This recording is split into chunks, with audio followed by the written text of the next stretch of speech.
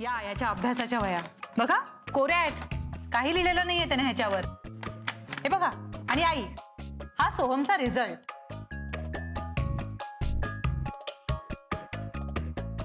पाहिलीत का? तुमचीच सही आहे. तुम्ही केलेलीत?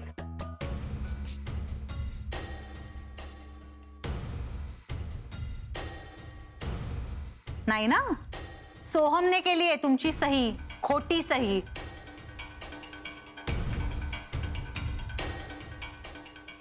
नापास झालाय हा मुलगा 2 विषयात.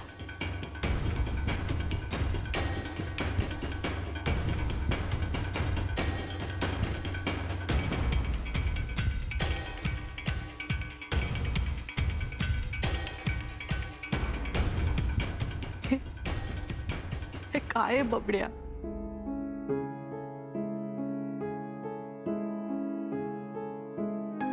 अभिज किचन आयुष्य आहे ना सर तुमचं. इतकं मोठं पॅशन होतं, ते सहजासहजी तुम्ही सोहमला देऊन टाकलं. त्या मुलाला कशाचीही किंमत नाहीये.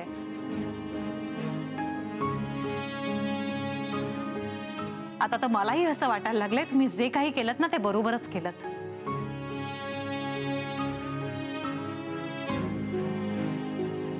म्हणजे ठरलंय ना, मी कितीही शिकलो, डिग्री मिळवली तरी पण अभिज किचन माझ्या नावावर होणारच नाहीये.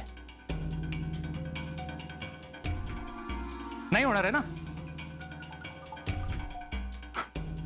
ओके.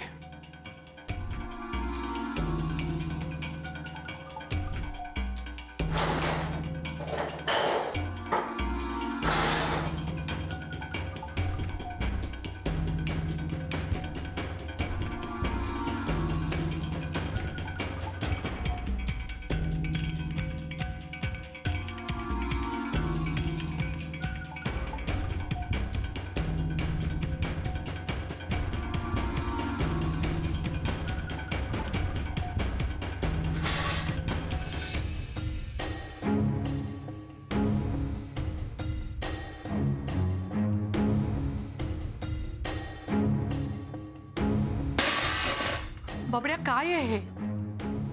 हॉटेल जर का माझ्या नावावर होणार नसेल तर शिकून तरी काय उपयोग आहे? उगाच आयुष्यातली 2-4 वर्ष मी फुकट घालवणार. इतकी मेहनत घेणार, अभ्यास करणार दिवस रात्र, आणि काय कशाला करायचं ना एवढं सगळं? आणि जर का मी हॉटेल मॅनेजमेंट करणारच नसीन तर या नोट्स तरी काय कामाच्या?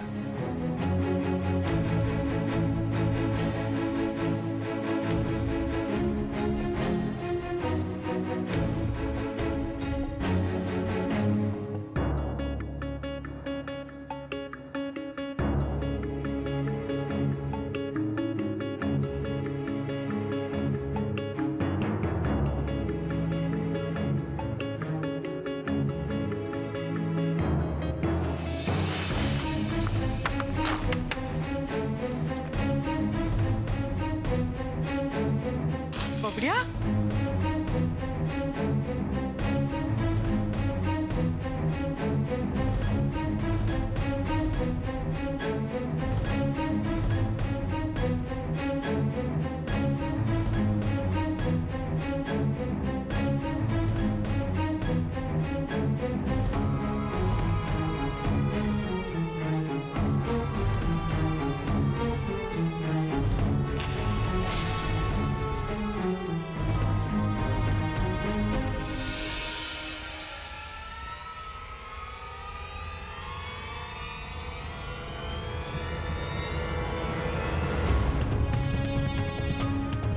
अरे काय करतोयस तू? बबड्या थांब तू.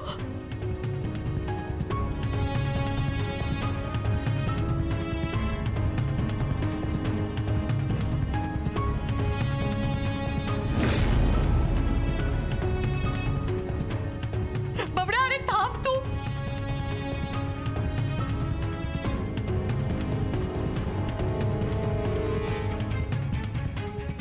ओ माझा हात सोड. तू बघा काय करतो, बघितलं का तुम्ही? अहो तुमच्या नोट्स सोडा मला.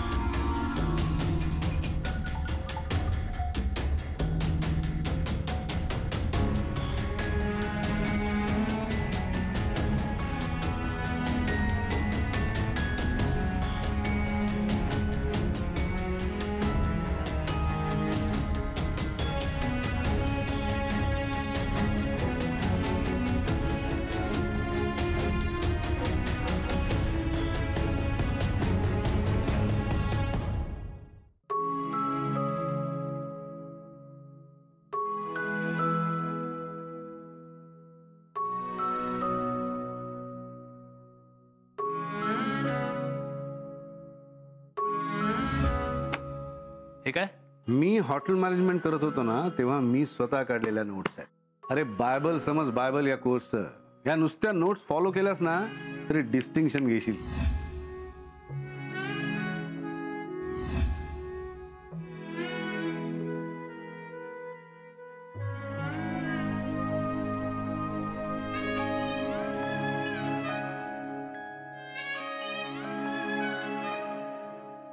इतकी वर्ष जपून ठेवलेल्या वह्यांची राख केली सोहमने.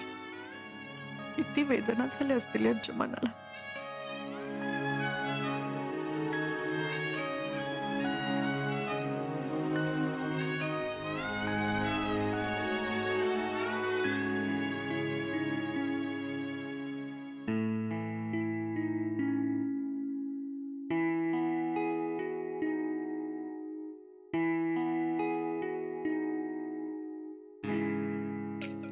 शुभ्रा, अगं काय करतेस तू? सोहमनी तुमच्या आणि सरांच्या स्वप्नांची केलेली राख गोळा करते. आता ही राख कवटाळून काहीच होणार नाही आई. हे बघा,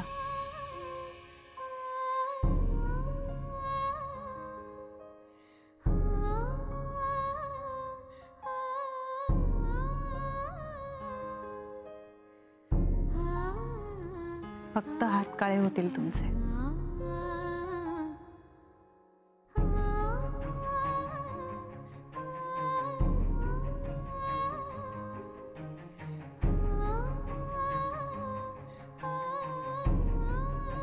काय चुकतंय, कुठे चुकतंय, काही कळेनासं झालंय ग मला. मलाही फक्त कोणाचं चुकलंय हे बाकी लक्षात आलंय. आणि आई, असं फक्त रडून ती चूक सुधारता येणार नाहीये. त्यामुळे चला डोळे पुसून घ्या. आता पुसा बरं डोळे. बरोबर आहे तुझं शुभ्रा. मी चुकले माहितीये मला. मी खूप कमी पडले. नाही आई, तुम्ही एकट्या नाही. खरं तर आपण सगळेच चुकलोय आणि वारंवार चुकलोय. सोहम त्याच चुका पुन्हा पुन्हा पुन्हा करत गेला आणि आपण त्याला सतत माफ करत आलो. त्याच्या चुकांवर आपणच पांघरून घातलं. त्याचे सगळे टँट्रम सहन केले आणि त्याच्या सगळ्या स्पष्टीकरणांवर आपण विश्वास ठेवला. पण आई, पुरे झालं आता. तुम्हाला सांगू का, आपल्याला ना रडायचा काहीच अधिकार नाहीये. आणि आता हे लक्षात आल्यानंतर तर नाहीच नाही. आता फक्त या चुका सुधारायची गरज आहे, एवढंच कळतंय मला. तू काय करणार आहेस शुभ्रा? हे बघ, जे काही असेल ते पण आजच्या दिवशी नको. आजच्या दिवशी मला काही. आई, आजच्या दिवशी काय, मला कधीच वाद नकोय तो. पण हे सोहमला कळणार आहे का?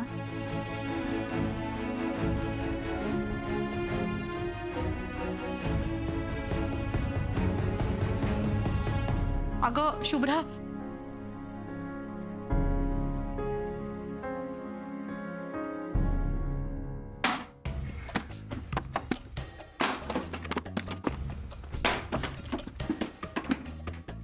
सोहम, अरे काय करतोयस तू? हे दिसत नाहीये कपाट साफ करतोय?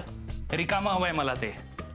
ते दिसतंय मला, पण हे सगळं करताना तू नक्की ठरवलंयस का? म्हणजे अरे तूच म्हणाला होतास ना की तुला अभिज किचन चालवायचं आहे, हॉटेल बिझनेस मध्ये यायचं आहे. इतकं सगळं झाल्यावर तुम्ही मला हे विचारताय? हे बघा, उगाच माझी काळजी असल्याचं दाखवू नका, कारण मला माहितीये तुम्हाला काळजी नाहीये. आणि तुमच्या प्रश्नाचं उत्तर, मला नाही यायचंय हॉटेल बिझनेस मध्ये.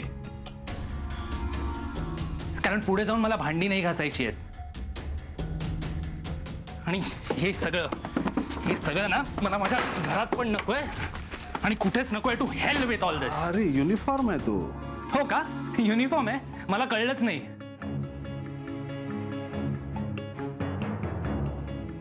युनिफॉर्म आहे का?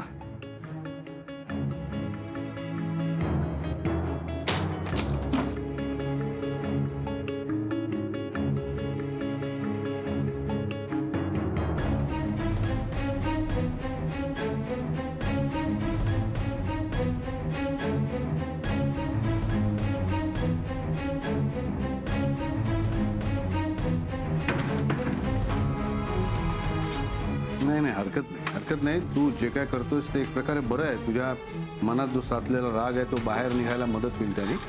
तू शांत झाल्यावर तुझा राग गेल्यावर बोलूया आपण.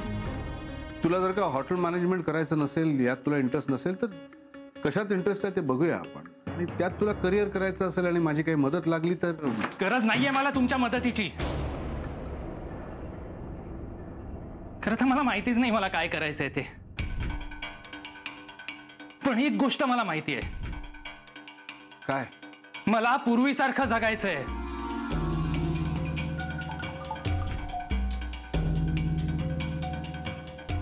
किती खुश होतो मी पूर्वी. माझ्याकडे जॉब होता पण स्ट्रेस नव्हता. बायको होती पण वाद नव्हता. आजोबा ओरडायचे पण मनस्ताप नव्हता. सगळं कसं सुखात चाललं होतं. घरासाठी कर्तव्य होती पण मनावर ताण नव्हता. आजोबा ओरडायचे पण मनस्ताप नव्हता. एकदम माझ्या हिशोबाने जगत होतो मी.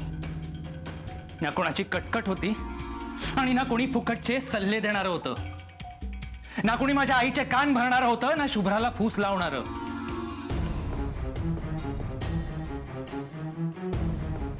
अरे हो, ते दिवस आठवले ना की मला एक गोष्ट लक्षात येते. तेव्हा ना मला कसलाच ताप नव्हता, कारण मला बाप नव्हता.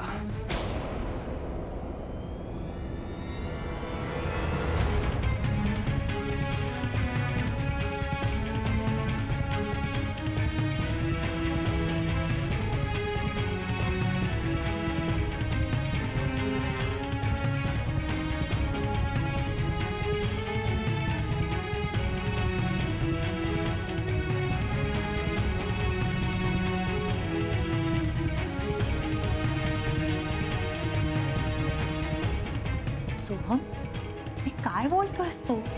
त्यावेळी घरात तूही नव्हतीस.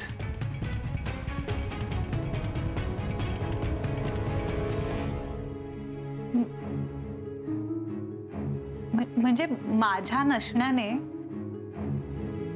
तुला फरक पडणार नाहीये.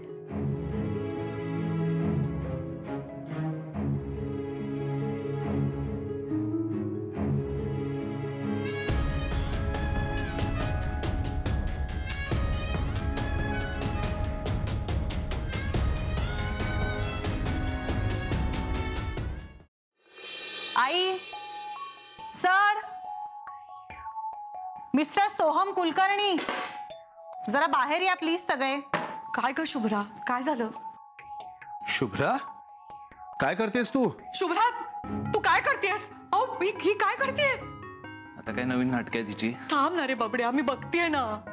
शुभ्रा, तू तू बोल माझ्याशी. तू तू काय करतेस? शुभ्रा बोल ना, काय आहे शुभ्रा हे? आई नका इतक्या पॅनिक हो. मग काय आहे हे शुभ्रा? बबड्याने तमाशा केला तेवढा पुरेसा नाहीये का? तुलाही आज करायला? नाही नाही आई, हे त्याने जे काय केलं ते नाही करते मी. पण येस, माझा प्रचंड संताप होतोय आई. तुम्हाला माहिती आहे हे रूढी परंपरा वगैरे मानणाऱ्यातली मुलगी नाहीये मी. पण तरीही त्यावेळी रूढींना जपणं, प्रत्येकाच्या भावनांचा आदर करणं हे करत आले मी आई. आजवर तुमच्याकडनं कित्येक वेळा मी मंगळसूत्राचं महात्म्य ऐकत आले. आणि आपल्याकडे तर काय, मंगळसूत्र हा स्त्रीच्या आयुष्यातला अविभाज्य भाग असतो. मग तिचा नवरा त्या योग्यतेचा असो किंवा नसो,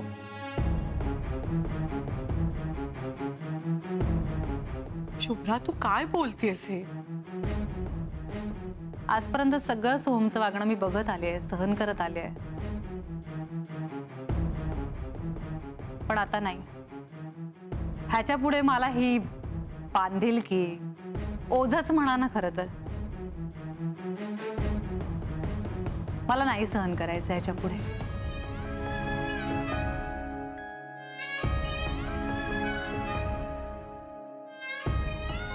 आणि तुम्हाला दोघांना वेगळं सांगायची गरजच नाहीये.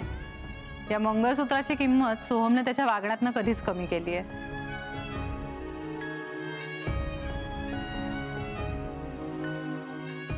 खरं सांगू का, मलाही कधीतरी वाटतं की आमच्या दोघांच्या नात्यातल्या सगळ्या गोष्टींची होळी करावी.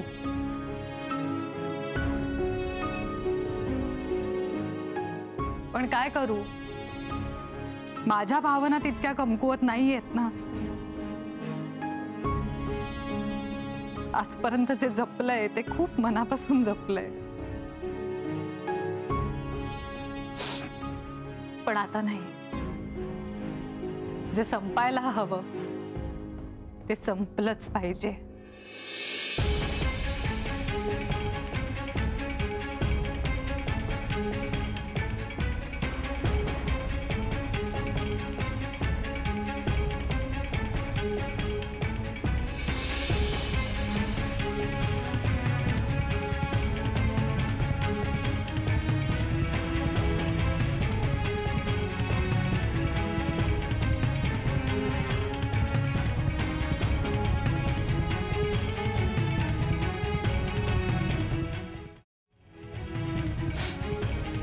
शुभ्रा, तू काय करतेस हे? असं असं नको करूस ग.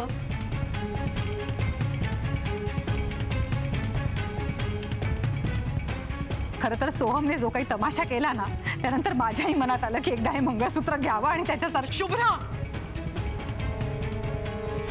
असं नको बोलू शुभ्रा.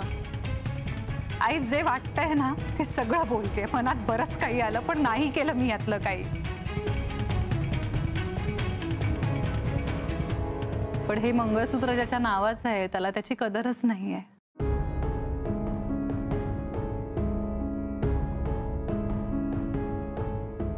पण आई, माझ्यासाठी ना कुठल्याही वादापेक्षा तुमच्या भावना जास्त महत्वाच्या आहेत. आणि म्हणूनच तुमच्या भावनांचा अनादर करून मला माझ्या आयुष्यातला कुठलाच निर्णय नाही घ्यायचा.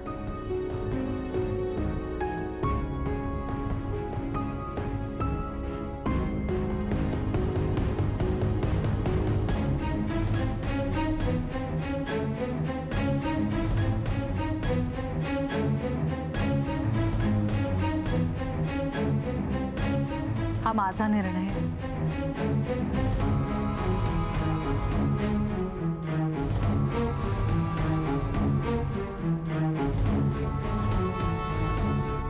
आणि आता मी हे मंगळसूत्र नाही घालू शकत.